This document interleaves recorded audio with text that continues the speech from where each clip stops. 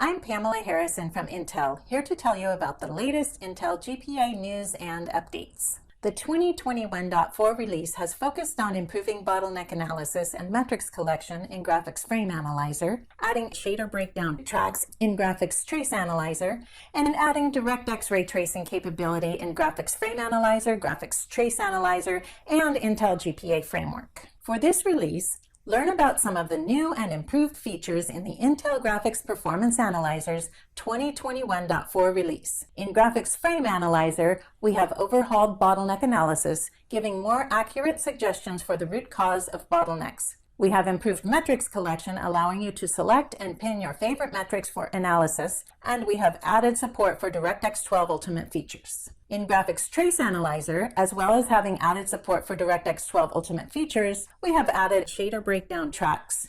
In GPA Framework, we have added support for DirectX 12 Ultimate features, including capture, playback, and range repeat functionality for ray tracing applications. To begin, in Graphics Frame Analyzer, we've improved bottleneck analysis for both normal mode and advanced profiling mode. In the panel on the right, we have combined the information from the former first two tabs into a single tab.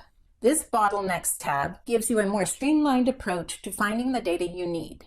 For this view, we dug into the underlying data, extracting and correlating so that we could give you better information. For example, formerly, where you might have seen a bottleneck called localhost memory with its associated clue as to its root cause, now you may see multiple localhost memory bottlenecks, further delineated by their type: graphics to memory interface, color cache read, color cache write. And instead of showing a single clue to the root cause of the memory bottleneck as we did before, we show a suggestion for each of these memory bottlenecks. In this list, click on any of the bottlenecks to display the most likely cause of the bottleneck, along with its associated metrics. We changed the logic in the advanced profiling mode to match. If you select multiple items in the API log, you will see the related bottlenecks for this region in the same format as we just saw in normal mode. And beside each bottleneck is the duration, which is actually the summation of the time taken by the calls associated with that bottleneck type. Our second highlight for Graphics Frame Analyzer is improved metrics collection, greatly increasing playback speed when changing selections in the API log or when applying any of the experiments. In our upcoming ARC series of discrete GPUs, the first of which is Alchemist, which will be available early next year, there will be approximately 1,000 counter sets. This means that to get the full list of metrics for all counter sets, we would have to replay the same frame approximately 1,000 times, once for each counter set. In the worst case, this much processing would cause the UI to hang. In the best case, you would have to wait a really long time each and every time you change your selection. To avoid this pain, we have developed a subscription mechanism that is live now and will speed up your analysis even without Alchemist.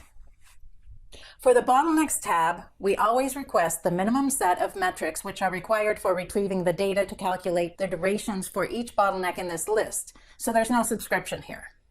The Metrics Selection tab is where you will find our new metrics subscription functionality. Click on the Metrics Selection tab. We don't dictate any minimum set of metrics. We have found that developers have their own favorite metrics that they use regularly. So we allow you to choose, calculating only the metrics that you have pinned to the subscribed section. GPU duration is the initial default metric selected. You can see here that GPU duration by itself requires 1 pass. Add the Any Ring Busy metric from the list by hovering to the left of the metric name and clicking the pin. 2 passes are required now, meaning the frame was just replayed twice in order to request and calculate the new information. The number of passes may not increase as you add metrics, depending on how the metrics are split between the various counter sets. After selecting your favorite metrics, you can save this new set as the default preset. You can then add or remove metrics and create another preset by copying the new list and giving it a name. Now you can revert to your default and then switch back to your new list. In addition to improving metric selection and efficiency, we have made it more convenient to see the description for each metric. Click on any metric to see its definition. In the Full Frame Metrics tab, changing the API selection does not generate any new metrics requests because the full frame time was already measured. Now for a third highlight, Let's take a look at Graphics Trace Analyzer. As well as adding support for DirectX 12 Ultimate features, we have added shader breakdown tracks so you can visualize vector engine activity. We open a trace and scroll down to the shader breakdown tracks. We see two tracks, one for the FPU, floating point unit pipe, or ALU0 pipe, one for the EM, extended math pipe, or ALU1 pipe. We adjust the height of those tracks and zoom in. The shader breakdown bar grows from top to bottom. As with other tracks, you can make a selection and see the details of that selection populate in the panel below. And finally, for those of you who use our command line tool, Intel GPA Framework, our developers have been hard at work continuing to add support for DX12 Ultimate. As reported in our last release, we already have support for variable rate shading, mesh shaders, and sampler feedback. For this release, we have added Raytracing capability. We can now successfully capture, play back, and perform range repeat operations on Raytracing applications. In our previous release video, I demoed the following commands: capture, capture with the HUD layer, deferred capture, captures of X numbers of frames, and specifying the output directory. Now let's take a look at a few other GPA Framework commands. First, help. To get help, use the GPA help command followed by your request. To get a list of help options, use the help option with the GPA help command. We've used the capture layer previously. Let's take a look at help for that.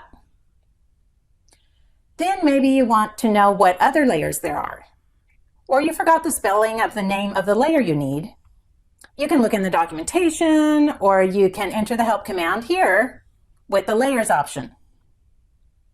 Explore the layers further in the GPA Framework documentation on GitHub. Previously, we saw how capture works. The complement to capture is playing back. For this, use the GPA player command. It can be useful for verifying things like you captured what you intended to capture, or your fix really did improve render quality, or your colleague got a capture and asked you to look at the data, but you want to see what they captured. Use the GPA player command with the path to capture. Try out these features and more with our free downloads of GPA and GPA Framework. For the full list of updates and changes for both the Intel GPA Analyzer tools and the Intel GPA Framework, take a look at our release notes. Thank you for watching. For more information about the Intel GPA 2021.4 release and to download Intel GPA for free, see the links. Remember to like this video and subscribe to the Intel Software YouTube channel for more Intel GPA news and updates.